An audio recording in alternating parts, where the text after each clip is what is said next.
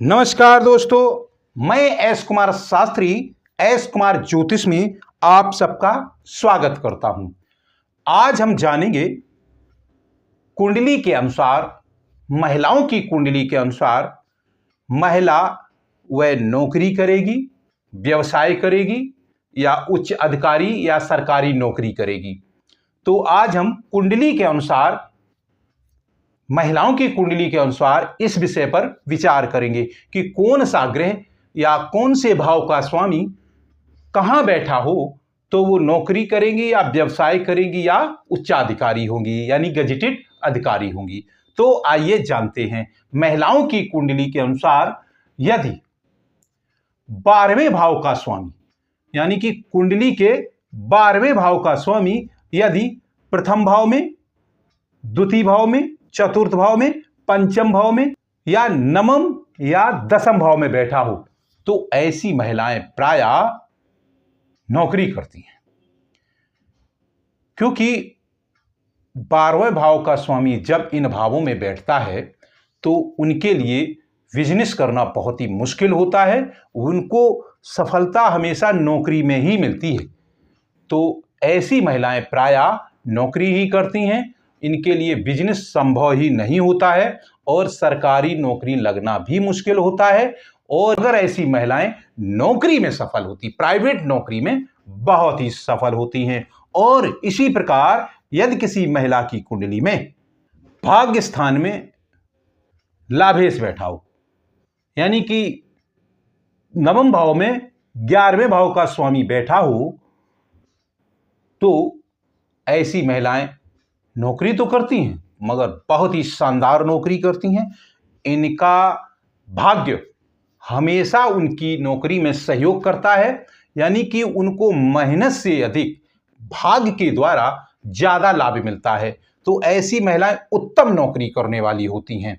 ऐसी महिलाएं प्रायः बहुत ही अच्छे पदों पर आसीन मगर प्राइवेट नौकरी करती हैं। सरकारी नौकरी करने में थोड़ी दिक्कत आ सकती है। हाँ, यदि मंगल दसम भाव में बैठा हो या सूर्य 11वें भाव में बैठा हो तब ऐसी महिलाएं बहुत ही उत्तम नौकरी करती हैं और वो सरकारी नौकरी करती हैं।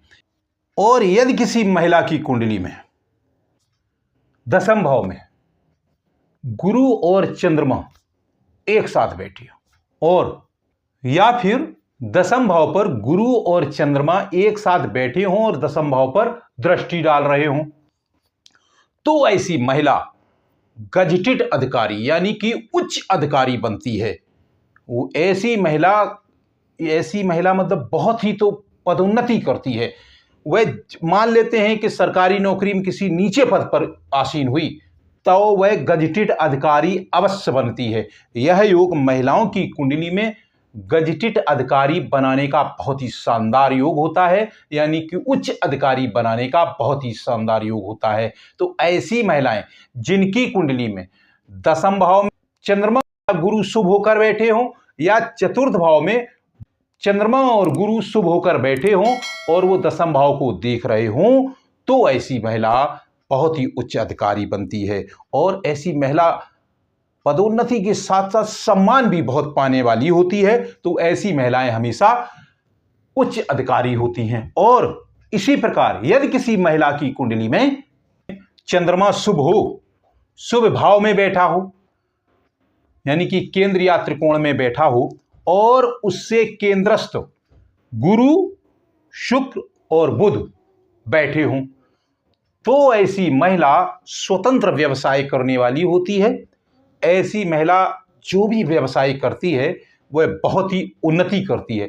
आज के युग में भी एक बहुत ही प्रतिष्ठित महिला हैं जो इस योग से, उनकी कुंडली में यह योग है तो वह बहुत ही बड़ी व्यवसायी हैं। तो यह योग एक महिला की कुंडली में जब बनता है तो वह बहुत ही शानदार व्यापारी होती है, यानी कि चंद्रमा शुभ होकर केंद्र या त्रिकोण में बैठा हो और चंद्रमा से केंद्रस्थ गुरु, शुक्र और बुध बैठे हों, तो ऐसी महिला स्वतंत्र व्यवसाय करने के साथ साथ बहुत ही सफल व्यवसाय करने वाली महिला होती है। यह महिलाओं की कुंडली में बहुत ही शानदार व्यवसाय का योग होता है। और यदि किसी महिला की कुंडली में शुक्र शुभ हो और बुध शुभ होकर बलवान हो और छठवें भाव में बैठा हो तो ऐसी महिला बहुत ही सुंदर होती है और वह टाइपिस्ट, स्टेनो या किसी बड़े अधिकारी की या प्राइवेट नौकरी करने में प्राइवेट सेक्रेटरी होती है। ऐसी महिलाएं इस प्रकार की नौकरी करने वाली होती है। तो यह योग यानी कि शुक्र शुभ हो, बुध बलवान होकर छठवें भाव में बैठा हो तो ऐसा योग महिलाओं को टाइपिस्ट या स्टेनो बनने का सूचक होता है। तो यह थे महिलाओं की कुंडली में व्यवसाय या नौकरी के कुछ योग। यह वीडियो यहीं तक, फिर मिलेंगे अगले वीडियो में। धन्यवाद।